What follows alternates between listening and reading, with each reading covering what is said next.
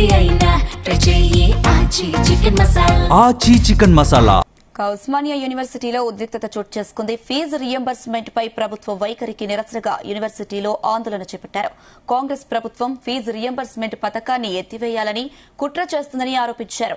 విద్యార్థుల స్కాలర్షిప్లకు ఇవ్వడానికి డబ్బులు లేవు, కానీ 5,000 కోట్లతో గాంధీ విగ్రహం పెడతారా అంటూ ఎద్దేవా చేశారు.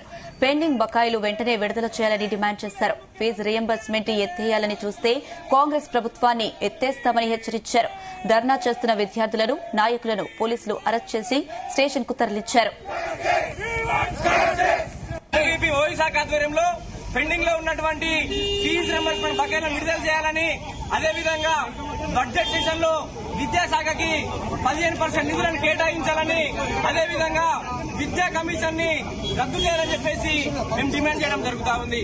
వర్షం పడుతున్న విద్యార్థులు తమకు రావాల్సినటువంటి స్కాలర్షిప్ల కోసము ఏబీవీపీ తోటి వారందరూ ఉండి వర్షంలో నిరసన తెలియడం జరుగుతా ఉంది. ఈరోజు కాంగ్రెస్ ప్రభుత్వం రాష్ట్రంలో ఏర్పడి దాదాపు 2.5 ఏళ్లు గడుస్తున్నా ఇప్పటికి విద్యార్థులకు రావాల్సినటువంటి 9,000 కోట్ల పెండింగ్ ఫీజు రింబర్స్మెంట్ బకాయిలని విడుదల చేయకపోవడాన్ని ఏబీవీపీ తీవ్రంగా ఖండిస్తా ఉంది. అయ్యా, సిగ్గులేని ముఖ్యమంత్రి గారు, మీరు ప్రతిపక్షంలో ఉన్నప్పుడు మాట్లాడారు కదా, అది నోరా లేకపోతే మోరే అని చెప్పేసి మేము అడుగుతా ఉన్నాము.